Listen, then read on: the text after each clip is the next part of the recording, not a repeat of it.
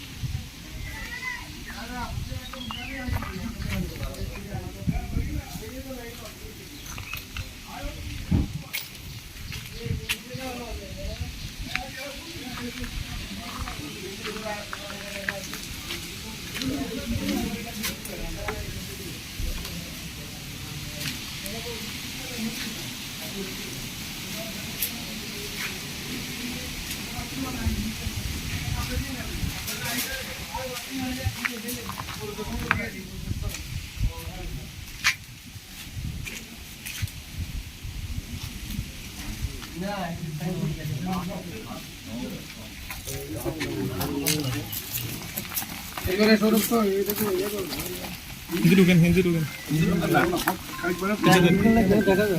হিন্দি ঢুকলে আমরা ছেড়ে দিতে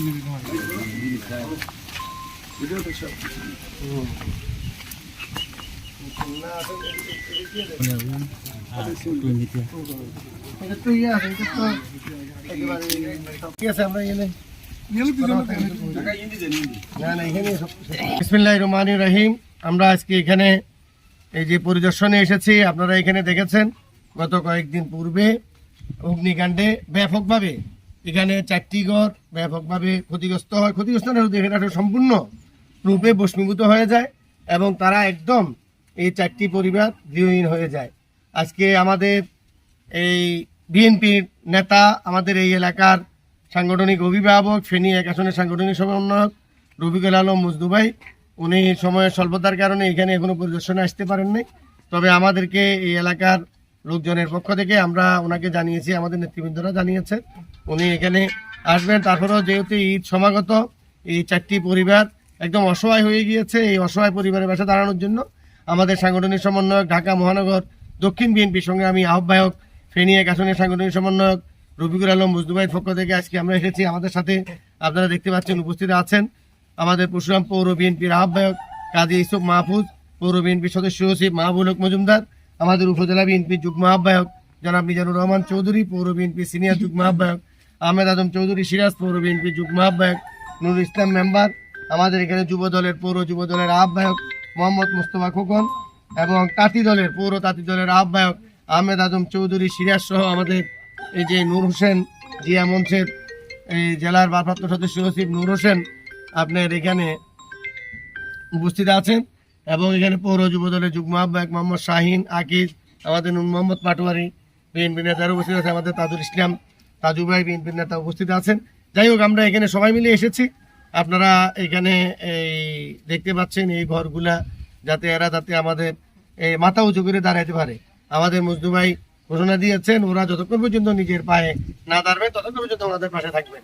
আজকে আমাদেরকে পাঠিয়েছেন এবং ঈদের পর সহযোগী করে উনি নিজেও ওনাদের পাশে আবারও দাঁড়াবেন এবং আবারও আসবেন, সহযোগিতা উনি করবেন প্রতিশ্রুতি দিয়েছেন। আজকে আমরা এখানে ওনার পক্ষ থেকে সে আর্থিক যে সামান্য সহযোগিতা সেটা করার জন্য আমরা এখানে এসেছি।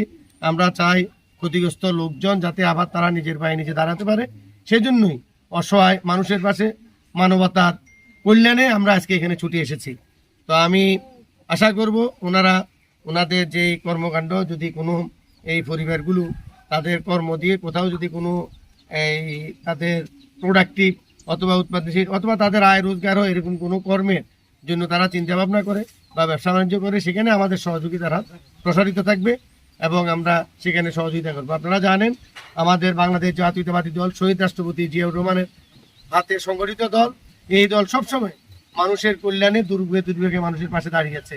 বাংলাদেশের দুর্যোগের সময় যেমন শহীদ রাষ্ট্রপতি জিয়াউর রহমান দাঁড়িয়েছেন, 71 সালে দিশিহারা জাতিকে তিনি পথ নির্দেশ দিয়েছেন, তেমনিভাবে স্বৈরাচার বিতরণ করে 1991 সালে বেগম খালেদা জিয়া এই বাংলাদেশের সংসদীয় গণতন্ত্র প্রবর্তন করেছেন।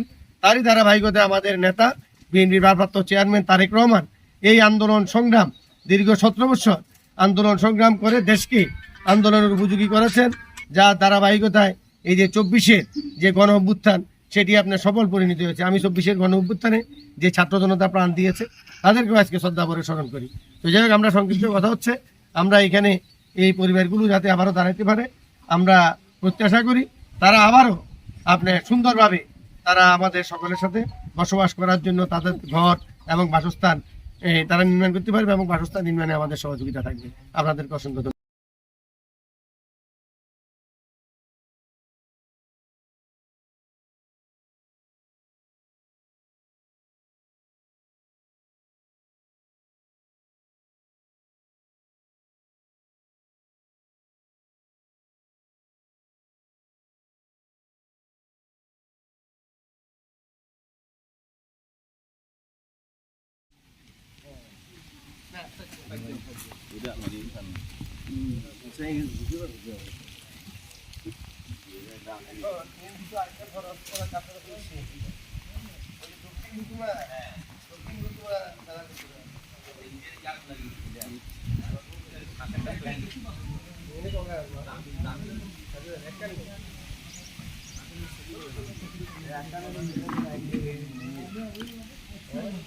এটা বলছেন না